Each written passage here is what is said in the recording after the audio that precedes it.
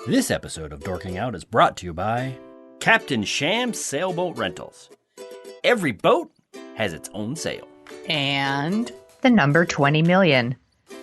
Triple X, The Return of Xander Cage made $20 million this weekend. Really, you guys? Seriously, Xander Cage?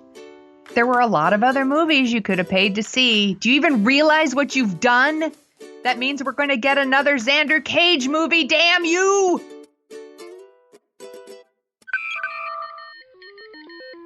Houston, flight is go. Mila, let's go. SPM. Safety contact.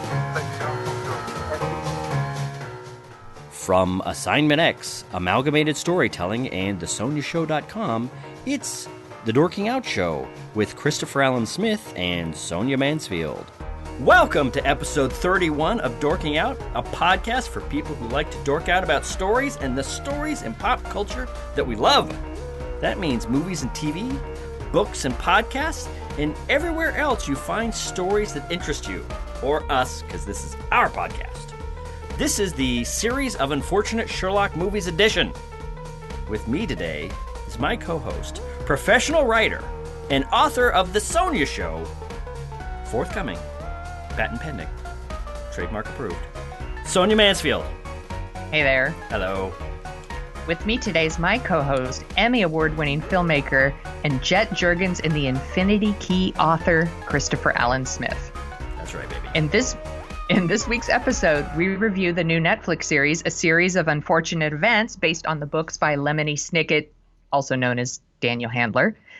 In our second segment, my husband, handsome David Tracy, the biggest Sherlock fan in all the land, joins us to solve the mystery of what do you do when a show you love goes off the rails. All of that, plus our favorite headlines of the week. We've got a lot to dork out about, so let's get this podcast started.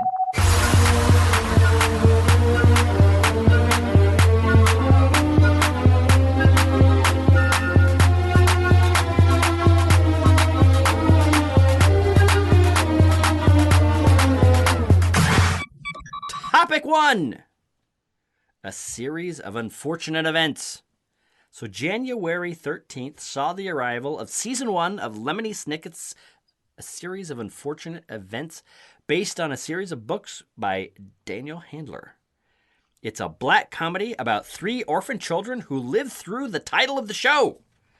This Netflix series stars Neil Patrick Harris, Peter Warburton, Malina Weissman, Louis Hynes, and guest stars a heavy-hitting cast: Joan Crawford. That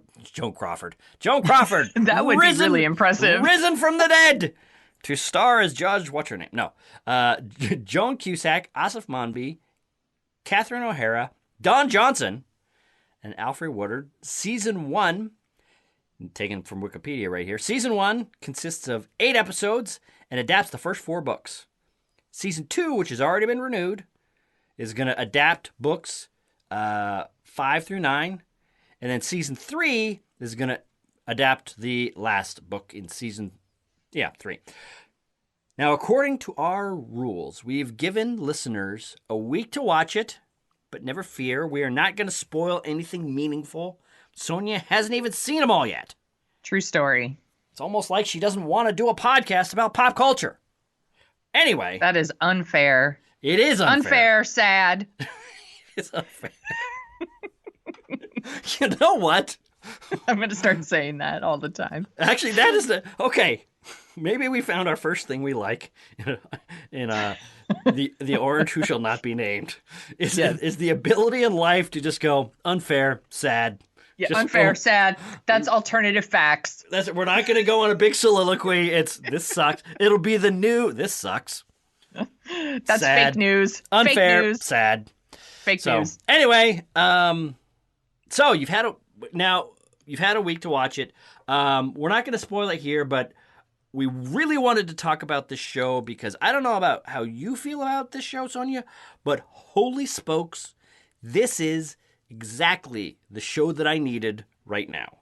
But I'm going to be quiet and let you discuss. What did you think of the show? Really, really like it. Like, I love the dark comedic aspect of it, and I super love the look, like the art direction of the series. It's directed by Barry Sonnenfeld. I think Correct. he's Yes. also is he also producing it? I think he is. Yeah, he's But he's one of the directed all producers, 4 of the yeah, episodes I've seen, so I'm assuming he does them all. I believe And he does. he is someone who used to work as a cinematographer for the Coen brothers and then did movies like Addams Family and Men in Black and Get Shorty. And then on TV, he worked on shows like the live action Tick, which I adore. Right. I think is so funny. And then Pushing Daisies, Pushing which- Daisies. Pushing Daisies, which Unfortunate Events reminds me of that show a lot in tone and in look. And I'm a big fan of those. It's kind of like a not as obnoxious Tim Burton style. Yeah. I think the performances are really great. I think the kids are really great. Even the Right. baby, Yeah. who I think steals every scene she's in. Which is interesting. There's something going on with that baby. Like, that's, Yeah. it's obviously... That baby's a good actor. Yeah. It's well, almost like when you see babies all the time, you're like, they don't even know they're acting. They're just being babies. I think Right. this baby thinks she knows how to act. Well, yeah, that's the thing. Is I'm very confident that a lot of the baby work is CGI, but I don't care because it's done. Not because it's bad, but it's because there's no way they could get a baby to sit still through all of this. You just can't. You know what? I'll do so, some yeah. investigating on that because Yeah. I'll be interested to know that. Yeah. And I know we're all going to go on and on about how great Neil Patrick Harris is in this as the Yeah. like mustache twirling villain, Count Yeah. Olaf. I mean, I think he's basically playing Trump.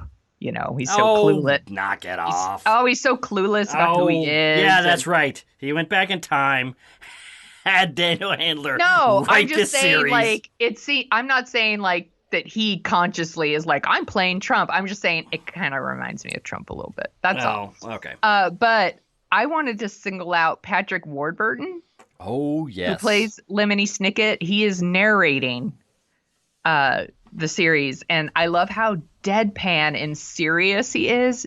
It is just, and his voice is just ideal, like perfect casting. Yes. Yeah. This is, and it's funny that you should say, this one goes out to my brother-in-law, Jake O'Denning. It's funny you should say this is kind of like not as annoying Tim Burton, because I was like, I think 5 episodes in before I realized this is unannoying Wes Anderson. This is... I like Wes Anderson. See, that's the thing, is Wes Anderson drives me up a wall. Even though I liked his first couple movies, the more he goes, he's like Tim Burton. He's becoming more of his own thing as he goes on, and I find it more and more irritating. Yeah. But the writing for this show, I mean, the way the show is shot is very straight on, very flat in a lot of ways, very controlled, very artificial, but in a very nice, mythical world building kind of way. And I think the thing that I like about this is I like the story, and I like the way it moves, and I like the humor here with these techniques, where with Wes Anderson, I just find the humor way too precious for what they're doing. He can be a little precious. Yeah. I understand what you're saying there. I don't think he's too precious, but Yeah, but I can understand that. back to a series of unfortunate events. Yeah. I also want to say, like, I've never seen the movie, and Right. I haven't read any of the books. So, you know, I'm a total Lemony Snicket novice. I know nothing about it. But I did talk to my 2 nieces about the series, and they're 14 and 15, and they've read all the books, and they watched all the 8 episodes, like, immediately, and they super love it. Like, they love it. And I asked them, like, what do you love? And they love the look. And both of them separately said to me they appreciated that the cast was more diverse. And they said that the series was funnier than the books. Really? Okay. That they thought that was a nice thing because the books were a little dark. Really? Because Yeah. I have read the first half of the first book, and I think we talked about this off mic. I'm not going to get into it too much, but I would say that Lemony Snicket had a pretty big influence on the book that I'm trying to write. Just that tone, and one of the things that I love about this, I love they all of didn't that say stuff. it didn't have humor. They're just Right, saying that they yeah. think the series is funnier than the books, and Yeah. that they appreciated it because the Yeah. books were dark. Well, your nieces are spot on, because Oh, well, I'll tell them that you said so. this is yes, I'm sure they're going to be very pleased. Who said what? All right. Who is that? Whatever. You do a podcast, Aunt Sonia? Yeah. The tone is just so great. All of the actors are great. The writing is so tight. But for me, the thing that pulled me through all 8 episodes was the tone, and the approach to storytelling was just fantastic. This is, for years, I've written things for various things for years, and kind of studied a lot of kind of screenwriting books and all that kind of stuff to back when I was trying to get into screenwriting in Hollywood. And you see these. I'm really hoping that this show breaks open some of the methods of storytelling. I think modern television has broken open a lot of different methods of storytelling, and I'm hoping this one breaks open the you can't have narration thing, because narration should be like a character. And when you do it right, and when you attack the right topic with it, like this, the series of unfortunate events, it is so much fun to watch. It was so funny when they did it on Arrested Development. Right, exactly. And it's just having a narrator that has a point of view and is not just telling you what's happening, but commenting on it and bringing in interesting digressions and different points of view. It's kind of like I've heard it said several other places, but holy smokes, it's true. Peter Warburton plays a fantastic Rod Serling type character, walking in and out of scenes, stopping things, commenting on things, pointing things out. It's just so much fun. And what it allows you to do is kind of dispense with a lot of the setup and not interesting parts of the story by just saying, hey, we could go into it here, but here's what you need to know to understand what you're about to see. A, B, C. All right, you got it? Let's go. And then you're just off to the races. It's so much fun, which is funny. Star Wars movies are actually kind of like this. Which is, if you were to rip out the opening crawl and just have someone read it, that's narration that sets up a story. So it can be a magical thing that I just love, and I was just really, really into this, because of that. Just the way that this is a different kind of show with a different kind of storytelling technique, and really, it's fun to see a story that figures out some new thing that they want to do. And instead of just kind of like, hey, we've got this new thing, pat us on the head, we're great. They take the new technique and they go, all right, how can we take this new cool thing and really use it well? It's almost like you can see that this is like a third or fourth or fifth draft of this idea, where they really thought it out point to point. They've really carefully mapped how they're going to use this new kind of step-in narrator throughout the entire thing, and it's just so and they much don't fun. overuse him. Well, they use him just enough. They do, but they use him a lot, and that's the thing that I really like. But it's not too much. It's that's true. It's not too much, because he does set up the story, but he also does just give you a lot. It's almost like a color commentator, Right. But it's told in this kind of, I don't want to say cartoony way, but in this fantastical kind of way, where it makes sense that a character like that comes in. And if I almost wonder, because there are some actors that we all have that we just love no matter what they do. And for me, Peter Warburton is one of them. Patrick. Oh, hey, hold on. Oh, look at this right here. Yeah, you're right, Patrick Warburton. I think we picked up a mistake from Wikipedia. Damn it. Anyway, Patrick Warburton is just fantastic, and I wonder how I would have reacted to the show if everything was the same, but it wasn't his thing, because he's very dry. He's very, this is going to sound weird, but he's very clean, just very crisp, very tight, very sharp.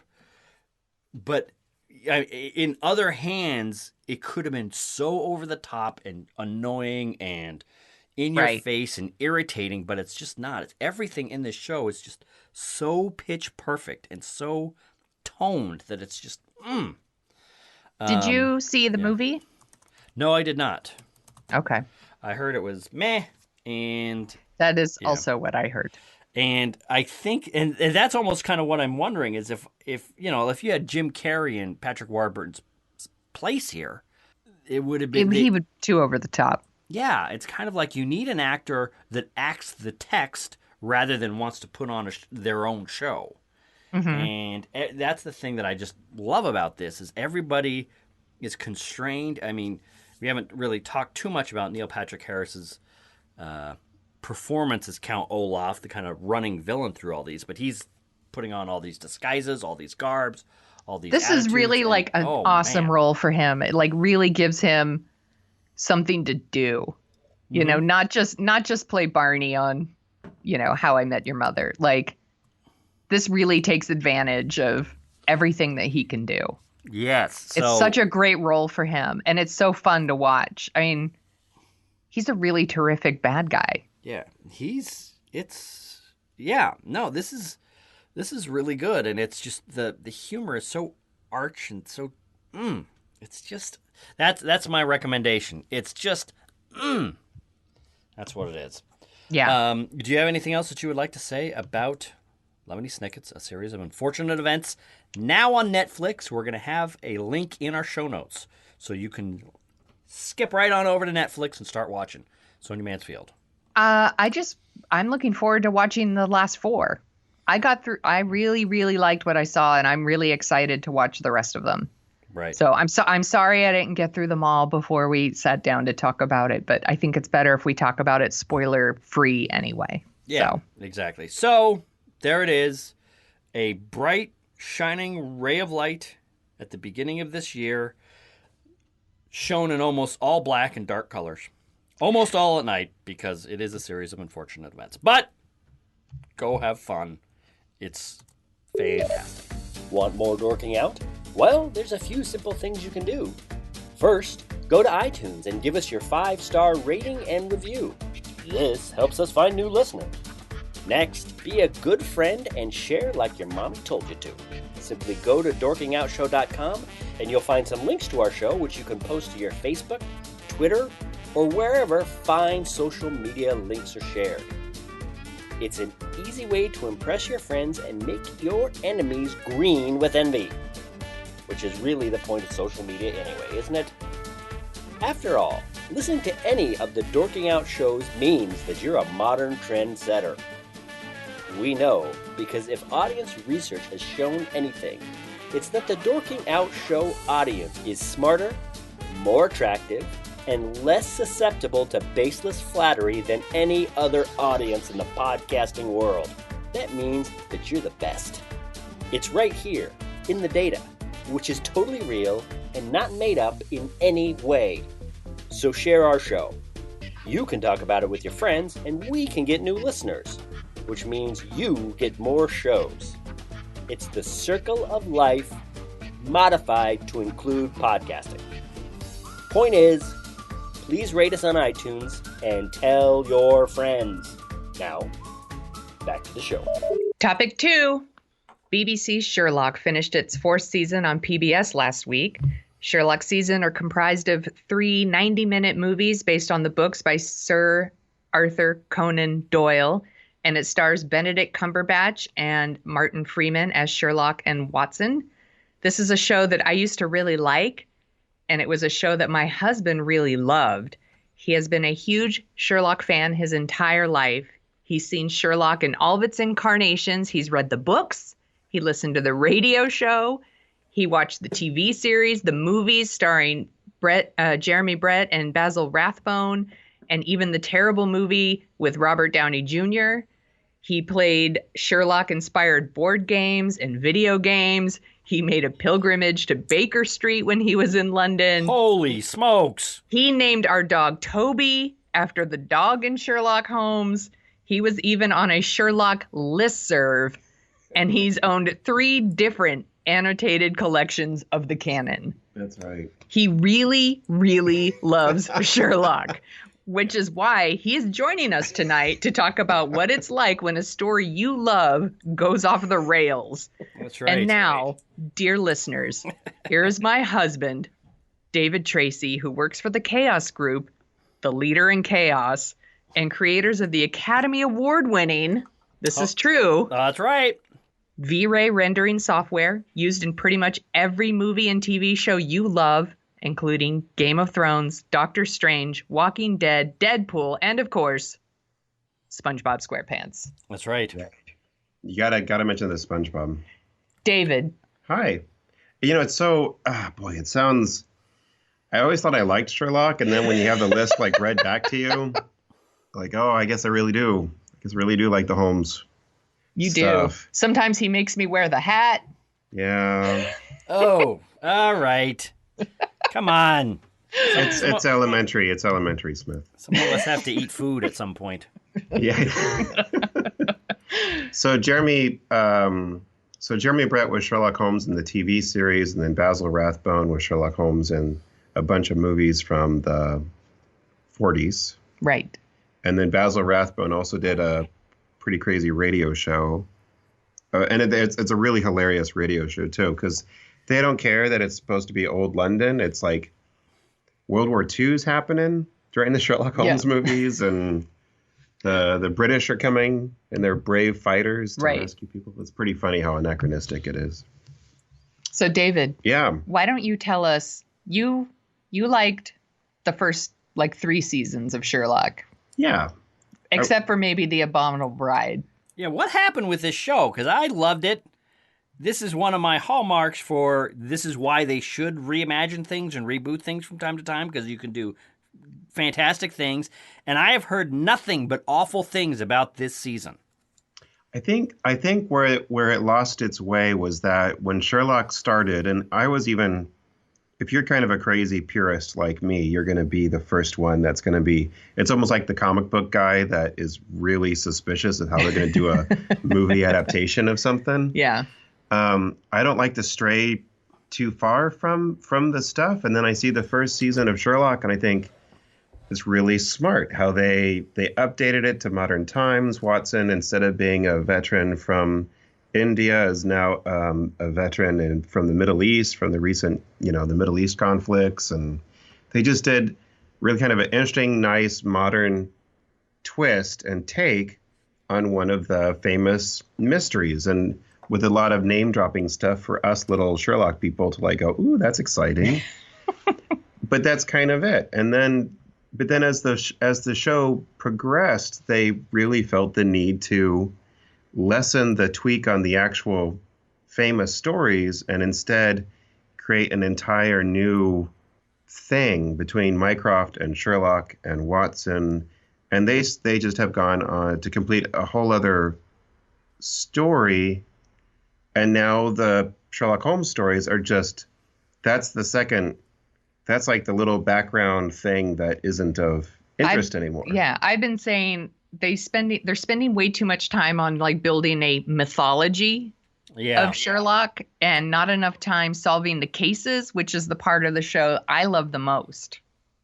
Yeah. Now they just do a nod to actual Sherlock Holmes stuff, and then the rest of the episode is just, a weird adventure thing. It's not really as much a mystery anymore. Can I tell you, the show really went off the rails for me when it added John Watson's girlfriend, then wife, Mary. And I hate saying that because I appreciate that, they wanted to add more women to the cast. But I didn't watch the show because of Mary, and I felt like they spent too much time dealing with her and, John's relationship and her relationship with Sherlock and her relationship with John and how that impacts John's relationship with Sherlock and her mysterious past. I don't care. Right. I'm sorry, I don't care. So and then You know, they spend so much time in this past season, on her. And I was like, I don't care. And they spent all this time, the creators, Stephen Moffat and Mark Gatiss, is that how you pronounce it? Gatiss? They spent a lot of time like breaking up Sherlock and Watson with this contrived drama. Which I feel they've done several times now. Yes, they've done it over and over and over. And it's like, I don't care, you know, and when they do that, they're withholding the part of the show that I think works the best. Right. And it makes all the flaws so obvious when the part you love the best is not there. Yeah. That was kind of my big problem. And when she was I think even in the beginning, she was fine. And I actually kind of liked how her identity was sort of at risk when in that one episode with Charles Augustus Milverton, the master blackmailer, because he was such a good creep show. Right. And they've done a good job with the villains. And it's like this last guy, he was potentially a really good, cool. The one in the second episode this season. Yeah, he was in the Lying Detective. Yeah, he was a pretty good. Yeah, who was that actor again? Toby Keith. No, not Toby. Not Toby. Toby Jones. Toby Jones.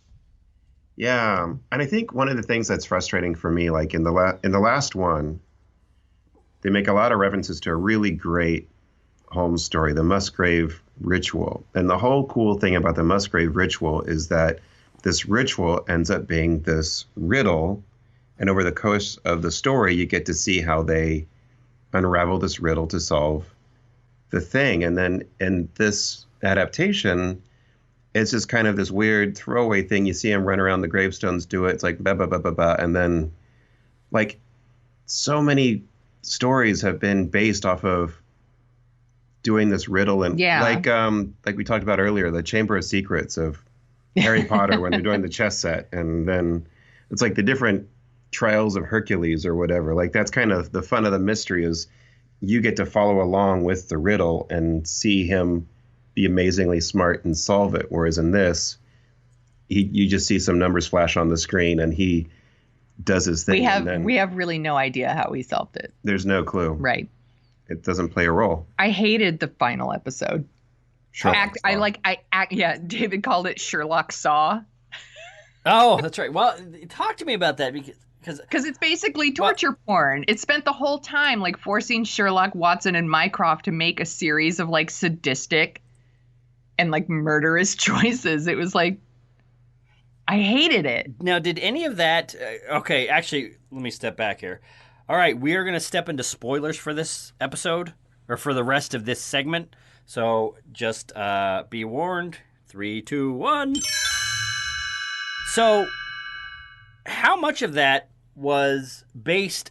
The last episode, the final problem, revolves around them going around a high security prison that somebody has taken over and is making them make these choices. How much of that comes from the Musgrave Ritual or the final problem, or any of the other stories of Sherlock, and how much of that is just manufactured out of whole cloth? 0. Well, it can't be 0 for both. It's a pretty big goose egg. I mean, it's a 0 from actual Sherlock stories. The little nod to the Musgrave Ritual at the very beginning, but nothing to do with the stuff that he's challenged in, or the prison, or any of that stuff. None of that. Him having a sister. There's no.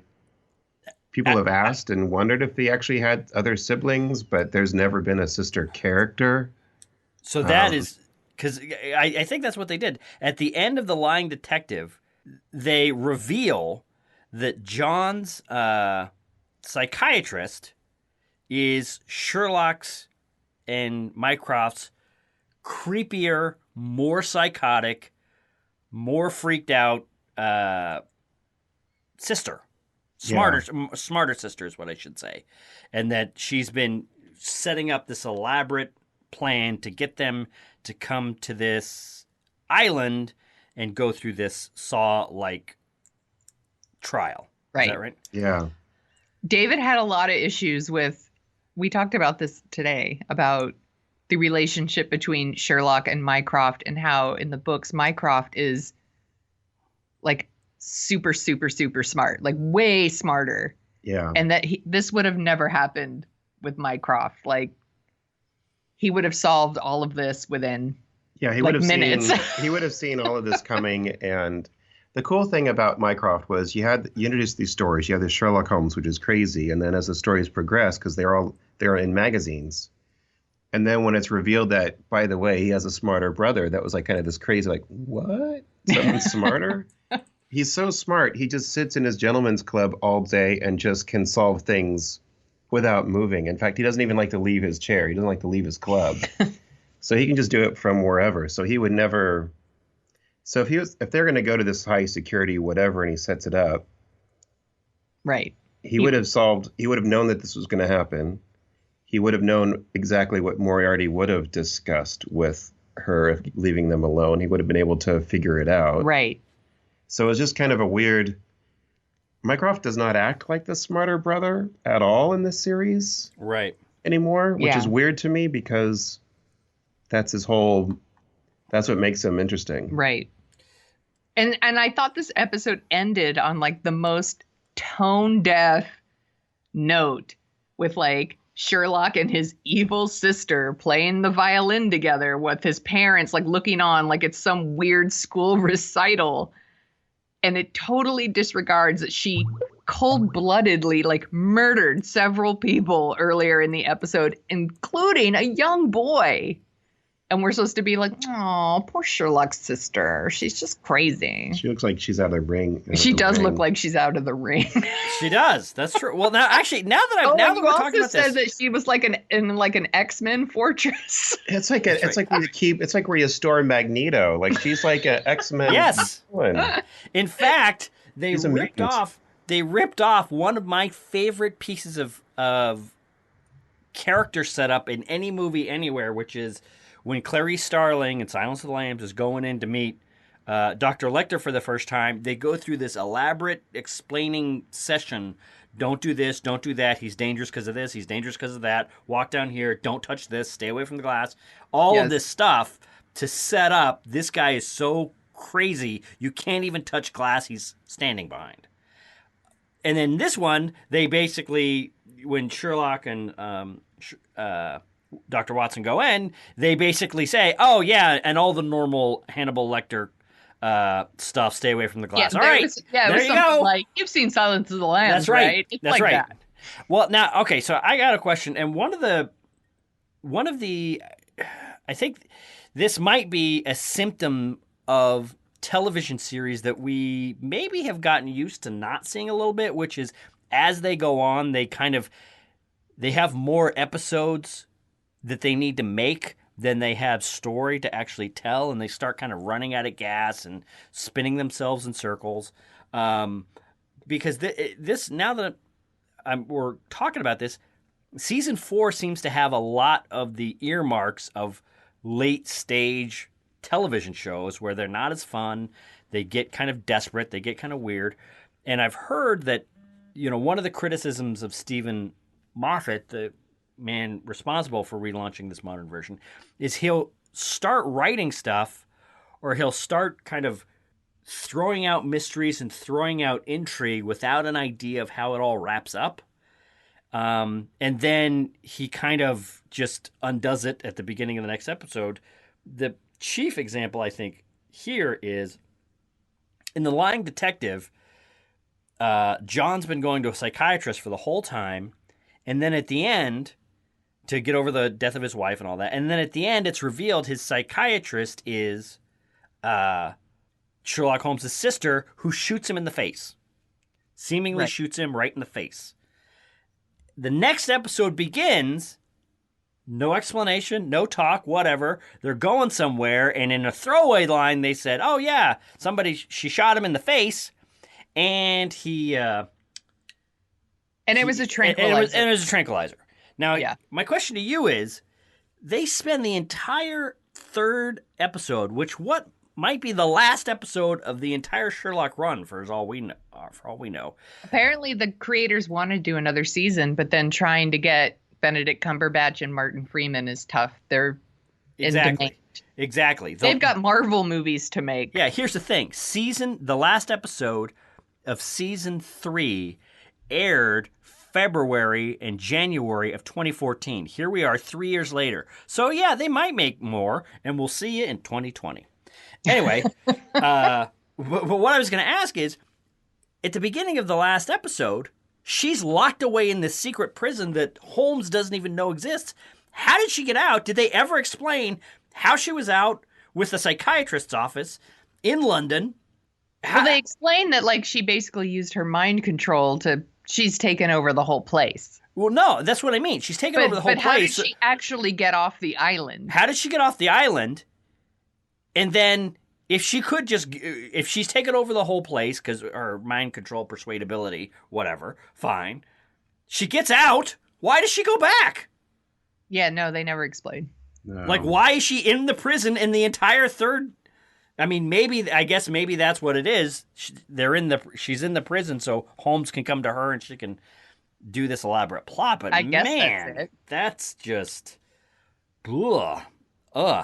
I really just didn't like it. It had all these stupid plot twists, like just to have plot twists that didn't make any sense. I mean, I just actively hated it. Like, I kept looking at David, like, What's tough? asking questions like, did this happen? Did this happen in a book? Is this a story? Like, it's just really terrible. doing this?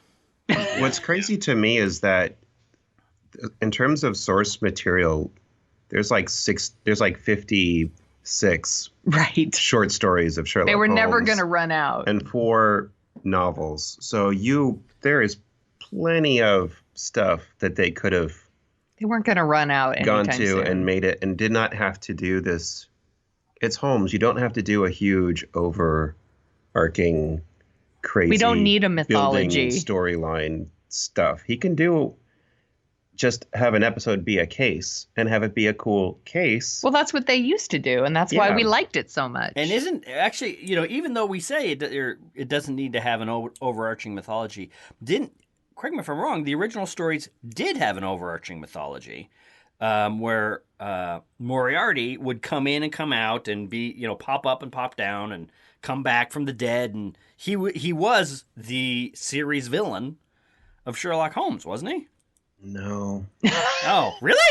No, unfortunately not. I think he's only in, I think he might only be just in one story. Are you Really? sure? Yeah. Well, okay, I'm not going to, apparently you're Are sure, you but sure? I thought that, Maybe David should check his listserv and he'll get back to you. yeah, actually, David, why don't you do that? Because I don't mean to second guess your expertise, but I think you might be wrong about that.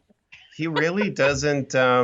He really doesn't pop up a lot. But as the adaptations have gone, Okay.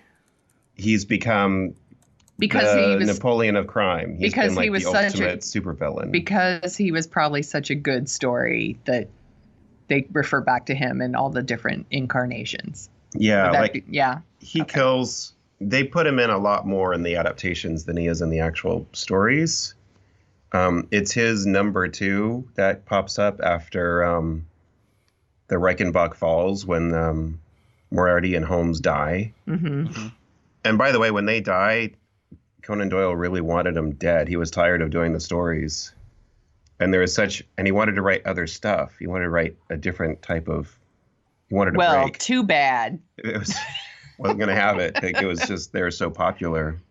But he's really not in quite so many as you would think. Well, let me ask you this then, because according to Wikipedia, who has only steered us wrong by misnaming one of my favorite actors in the previous segment, They call him Peter Warburton. Peter Warburton. No, So Moriarty's first and only appearance occurred in The Adventure of the Final Problem with Reichenbach Falls, but then Moriarty plays a direct role in only one other story, The Valley of Fear. Which was written after. But then Holmes mentions Moriarty in 5 other stories. He mentions him, yeah. So he's kind of, all right, for, as long-running villains, serialized villains go, I guess that's something. It's something. It's something. Well, it was 120 years ago. So That's quite an achievement, if you ask me. True. And yeah, it's funny how it's great. I mean, he's a good supervillain, so you want to have and more stuff. And you've had a lot of really great actors play him over the years too, and just make him a super creep show. And this one, Sherlock, they started to make him way too much like the Joker. And then he really is. And then they make it in this last episode. It was like, I don't know if you ever played the game Arkham Asylum, Batman. I've never played it, but I watched you play it. My son has played it. Yeah, it's like Batman's trapped in an asylum where the prisoners are loose, and now he's trapped and he has to break his way out. Just like in this episode, the prisoners are all crazy, and now Sherlock and all of them have to get out of there. In theory. Yeah. Yeah. So, what did you think about? So you just thought he was too Joker? He got Moriarty. He just started to play up he was so good in the beginning. Yeah. And I love the part where he's like, when by the pool was such a cool scene. Yeah. And also just the way they did the final problem with them falling off the building, and how they had all the like ideas, like how did he get out of it in the following episode, and everything was just so clever. But he just played up the crazy so much, and he's way too friggin' smart to play up that sort of crazy to me. Like he's a calculating. Got it. He's Sherlock's perfect match. He's the opposite of Sherlock. Yeah. Now that I think about it, you just reminded me. I just flashed back to something that I don't understand, and that I think is just awful writing in the last episode. You know what? That would Sonia? not surprise me. The more that we're talking about this, the more I might be coming around. I thought the last episode had an interesting idea that was just too ham-handedly done, rushed too quickly. But now that we're talking about it, yeah, exactly. Now that we're talking about it, I think we might be wrong, because in the final problem, Mycroft is essentially Warden. They do a flashback because they need to explain something that doesn't make any sense.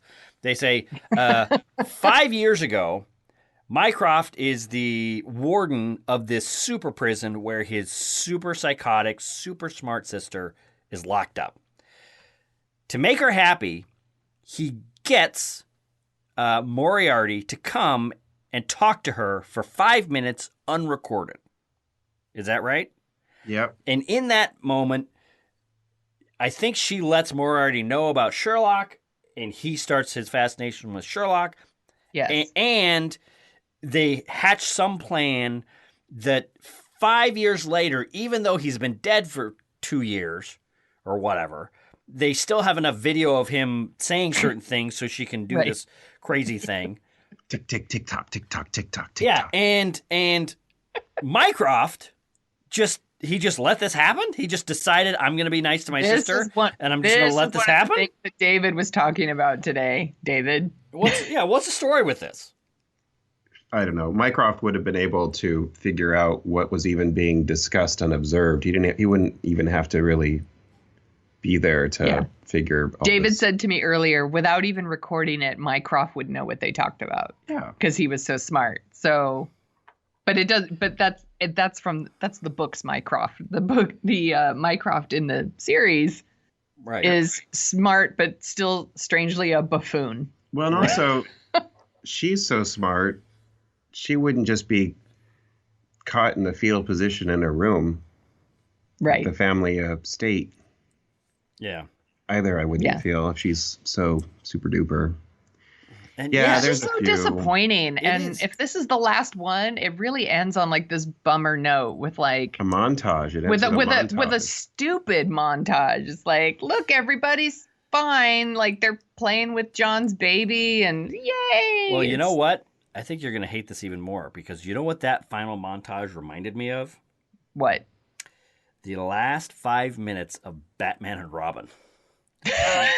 where I believe they have that out. Nearly an identical montage, or like an identical send-off. If I remember correctly, Alfred is dying or whatever, and he's talking about, oh, you guys are going to go on and fight crime and this and that, and then this one ends with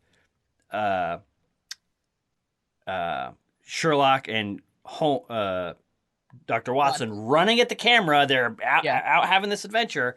Batman and Robin ends with Batman and Robin and Batgirl running at the camera because they're going on to their next adventure. It's so stupid. Wow. I was so disappointed. You know what, Sonia? You've brought me around. This is And the other awful. thing is, my work here is done. the other sad thing is, like, in that closing montage, they show he's drawing these little figures on a chalkboard, and that's like a reference to like one of the really good home stories. Why couldn't they do that story? And it's like, oh, here you are, just like 5 seconds of a reference to a story that's really kind of cool called The Dancing Men, and we'll just leave it right there. It's just part of a montage now. Aww. Right. So, yeah, now that we're talking this through, I gotta say, these 3 stories have the feel of they didn't know what they were gonna do. Because, okay, so you've killed off Moriarty. You're gonna create a villain that is related to Sherlock and Mycroft, who's smarter and more capable than both of them. But we're gonna have a hand-handed setup at the end of. Why isn't she the villain in all 3 of these? Why don't they start the first of these 3 movies with her, drop some pebble there, leave some breadcrumbs throughout both of these. So by the time we meet her in episode 3, it's built up, it makes sense. She's super scary because we've seen her as the puppet master through these other 2 episodes. Yeah, now that I think about it, Stephen Moffat really is writing these as he goes along, which is not necessarily the worst thing to do, but yeah, all right. Well, I think they must have known, like, this had a very good chance of being the last season. And I'm like, this is how you wanted to go out? Yeah. With all the stories at your disposal, this is what you decided. And with this level of talent too. I mean, Benedict Cumberbatch and Martin Freeman are so good. Yeah. Everyone in a show is really good. And this is what you got. This is what you gave us. It's really disappointing. Yeah. Well, I guess. And on that note, that's what we have to say about what happens when a show goes off the rails. Is you mourn it. It's a heartbreaker, and that's all. I will recommend the if you want like a more literal interpretation, you got to go with the Jeremy Brett stuff. But honestly, even those, some of the stories just don't adapt well to a visual medium like this. What's your favorite Sherlock? But I think he's the closest to the stories. The Jeremy Brett TV series? Yeah, the Jeremy Brett. Is that the 70s one? It was in the 80s and early 90s. He overacts a little bit, but they kind of hit it. That's your favorite? Those are the closest. I grew up with because with mine Basil is Rathbone. Young Sherlock. Young Sherlock. Yeah, that was a rough one too. And I don't mind if you take liberties with it. I think Smith's favorite is The Great Mouse Detective. Great Mouse Detective? Yeah, that's his favorite Sherlock.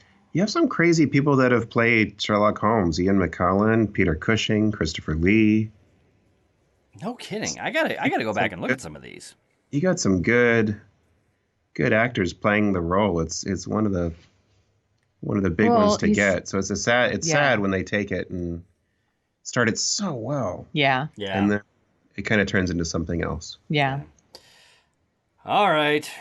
David, anything else we'd like to say? Are you good? I'm good. Thanks for coming on and talking about Sherlock with us. Yeah, I really revealed my true Sherlock colors. So that's David Tracy, the co-host of Dorking Out About Sherlock Holmes. I guess so. That would be our new weekly series. That's right, which will premiere 1 week after season 5 of Sherlock. So we'll see you in February of 2020. I'll just record it in my bunker and play it to myself. This is Tomorrowland, a land inspired by science fact and fantasy. That brings us to our favorite headlines of the week. And I am suspecting, between you and me, we're going to need to come up with a new name for this segment, because this is not my favorite headline of the week, and this is probably the third, maybe fourth time we've had a similar headline like this where I've had to say, this is not my favorite headline. Yeah, maybe we just say headlines. That's right. Yeah. Headlines, or this is my favorite headline of the week, unless we're talking about Star Trek Discovery, because it's all pushback and delays. So sad. So word came out this week from CBS All Access that Star Trek Discovery is being delayed from its May premiere date, and they have not announced a new premiere date. According to the Hollywood Reporter, representatives of the production said, production on Star Trek Discovery begins this week. We love the cast, the scripts, and are excited about the world the producers have created. It's an ambitious project. We will be flexible as on a launch date. If it's best for the show, we've said from the beginning it's important to do this right rather than do it fast. There's also added flexibility in presenting on CBS All Access, which isn't beholden to season premieres or launch windows, etc., etc. That all sounds good, and this could be all fine. I'm hoping / suspecting that it's fine. Westworld had a famously tumultuous production, and I think it was delayed by more than a year from its original premiere date. I believe that is correct. This is the sort of thing you hear about movies all the time, not usually TV shows. Exactly. And now, and what's funny is with movies, if something is delayed once or twice, that is a big red flag that things are not going well. Right. I think it's kind of interesting that the same day that they announced Star Trek Discovery was going to be delayed, they also announced that James Frain, he was on Gotham and he was in Orphan Black, was going to be playing Sarek, Spock's father, as Star Trek Discovery, as nerds know, and our fans might know if we ever get around to starting our Star Trek podcast. I don't think we're in a real hurry, because apparently neither is CBS All Access, but Star Trek Discovery takes place about 10 years before the original series, so having Spock's father on it could be, pretty natural. So there's that, but then it was essentially a lot of the initial, I think the initial press release was essentially, hey, everybody, we've cast Spock's dad. Also, we're not going to premiere the show in May, but hey! But Spock's dad, you guys. Spock's dad, guys! Eventually the show comes on. But yeah, so there's that. It's awful. It's irritating. I don't like it. It could be. I like that they're saying, they want to do it right, not fast. So I appreciate that. But yeah, it is it makes you raise your eyebrows. Yeah, and it does with the turnover of producers, with the delays and delays and delays, with the reputation of what some of the producers who are doing this have, it makes me worried about what's going on.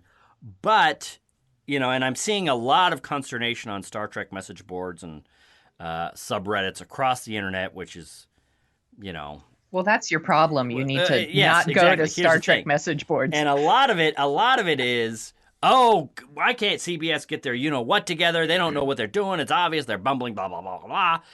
Which, and this is where I kind of come to the defense of CBS is a lot of times the production of a show looks ugly. Even the best show. I mean, the production of the first couple seasons of The Next Generation was famously awful, famously tumultuous. There was a reason that they were hiring screenwriters that had never written an hour of television because they had driven off all the veterans in town. The first couple seasons of West Wing were fantastically disorganized. But it all came down to making a really good show. So this could be a good move. This could be a good sign, as painful as it is to see. But we don't know. One of the things that I think I was... We're just anxious. Just anxious. We One- want Star Trek. Yeah. We need it. We do. And one of our, a friend of the show, Jeff Bond, mentioned that he thinks Star Trek.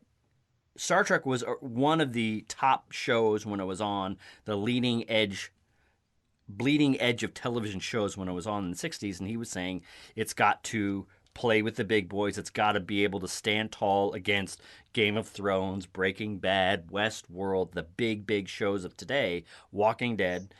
And I wish I could remember where I saw the quote, but I think I saw one of the producers essentially say that this week. Says, hey, we are going for a different kind of show with the bar set at a different level. You know, it's taken some. Well, that means they listen to our show. That's awesome. It does. That's right.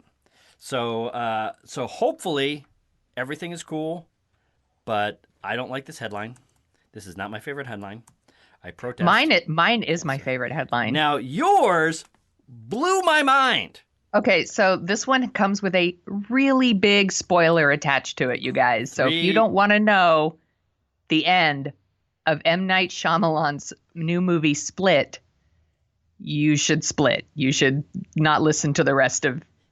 You should just be like, okay, I'll save this for later and pause it and go see the movie and then come back, because this is a really, really big spoiler. 3, 2, 1. Here's a spoiler sound.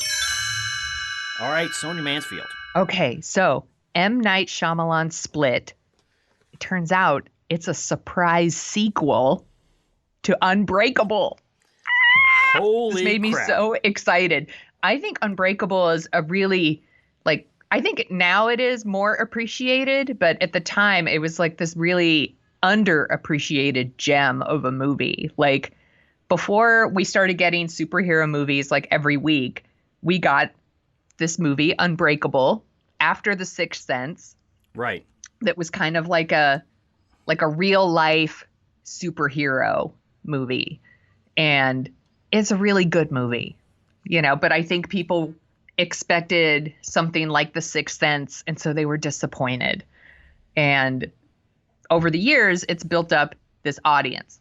So, and people have been asking for a sequel to this one, actually. And it turns out M. Night Shyamalan's new movie Split, which came out this past weekend, it stars James McAvoy as a man with 24 different personalities, and he kidnaps these girls and keeps them in a basement, and terror ensues. But it ends with one of the girls getting away, and she's watching the news, and she sees Bruce Willis's character from Unbreakable has caught the bad guy, and he's on the news. And so therefore the movie has now become kind of an unofficial sequel, a surprise sequel. I don't know how unofficial that is. That's pretty official. I'm sorry. What I mean is a secret sequel. Yes. So he said, and I read this in USA Today, that when they were making it, it was its own movie, and that somebody said, you know what, this is kind of like Unbreakable. And he said, that's interesting. And that's where he got the idea. So then he kind of put it on the end after doing a cut. Mm-hmm. And then apparently he's approached Bruce Willis about it, and he's on board for making another one. He's really excited about doing it. That's interesting, because for years he's talked about wanting to do a sequel, gonna do a sequel, and M. Night, I feel really bad saying this because he was actually one of my more favorite interviews when I worked for Eon Magazine. I interviewed him, I think it was 2 weeks before The Sixth Sense came out. And this will show you how prophetic I am for all you people listening to my prophecies on the show. I watched the movie. I had not seen a preview. I said, this movie is fantastic and it won't make a dime. Because it's slow, it's quiet, it's thoughtful. It's all these things that summer movies at the time were not. So I said, this one doesn't stand a chance. Well, shows you what I know. I was very happy to be wrong, but as he's gone on, he's gone from a filmmaker. Well, I think we've talked about this before, where there's a filmmaker where they make a movie that's so good, it's even when they stumble, you have to pay attention to them. Right. And he stumbled, and they have to essentially teach you not to pay attention to them. Well, over the last 15 years, M. Night has taught me not to pay attention to him. Yes. I haven't even watched the last couple things. The movies that he's made are so awful. You said before we turned on the mic that this is the ultimate M. Night Shyamalan twist. It is, because he got you to not pay attention to him anymore. That's right. And he got me to not pay attention, and he's been saying for 15 years, I'd really like to do a Unbreakable sequel. And I thought, well, fat chance, because the first one didn't do that well. You're going down in flames. That's a movie we're never going to see. And then, pow! Here comes this movie. One, Split is getting the best reviews he's gotten since Signs, I think, or maybe before Signs.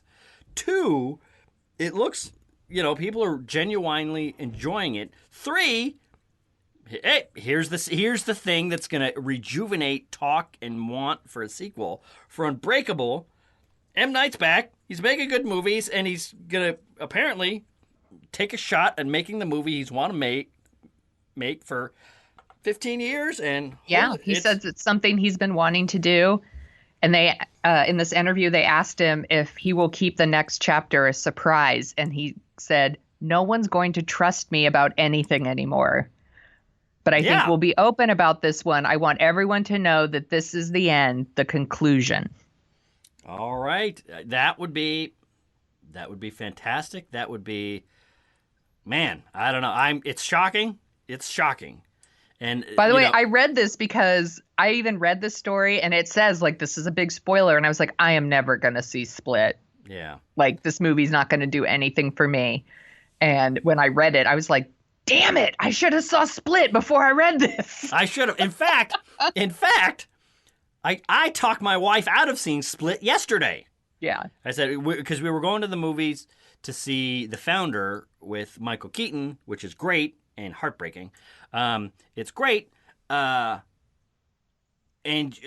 we missed the showing we were going to go to for various reasons. And she says, oh, well, Split's coming up. You want to see that? And I said, oh, no, that's M. Night Shyamalan. We're not going to see this. I can only imagine how blown my mind would have been.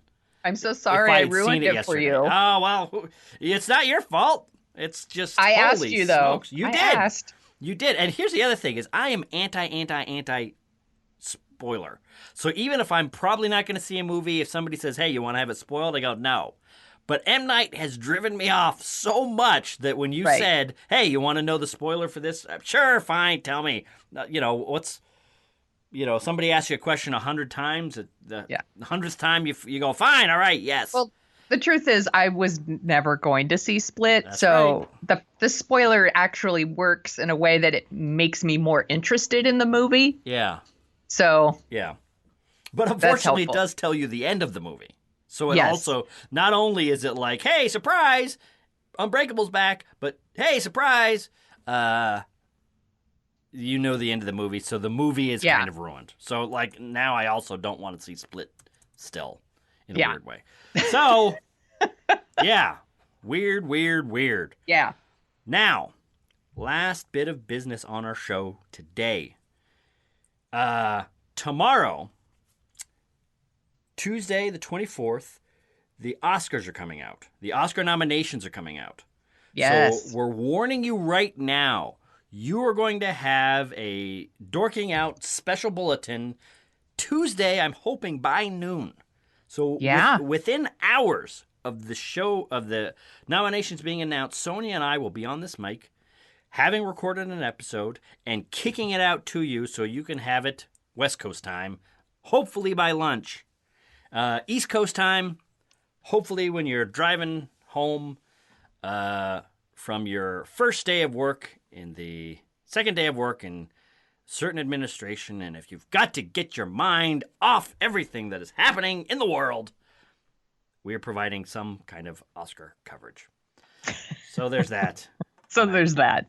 You're welcome. Yeah, you're welcome. Something. So anyway, just heads up. I'm sorry that I diverted a little bit into political talk. I apologize. I admonish Sonia constantly to keep that subject down, and what happens? It just pops out of me. I'm sorry. You keep doing it. I do. I'm sorry. Not unfair. Sad. All right. So, Anyway, is there on that note, on that note, is there anything else that you would like to say, Sonia? I'll say goodbye. Goodbye! See you tomorrow!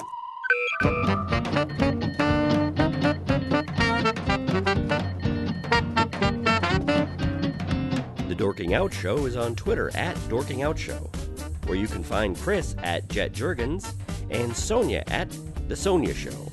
You can read about Sonia's random adventures at thesoniashow.com and track the slow and creeping progress of Chris's novel and his other hijinks at jetjurgens.com. You can find out more about The Dorking Out Show at dorkingoutshow.com. While you're over there, you can support us by giving us a review on iTunes. We have a handy-dandy iTunes link to whisk you right back to 2007, where you can leave your review and 5-star rating in iTunes. We'd do it for your podcast. Want to dork out even more? Well, you can sign up for our newsletter, where you'll get all the headlines we use as fuel for the show. That's it for this week. Thanks for listening.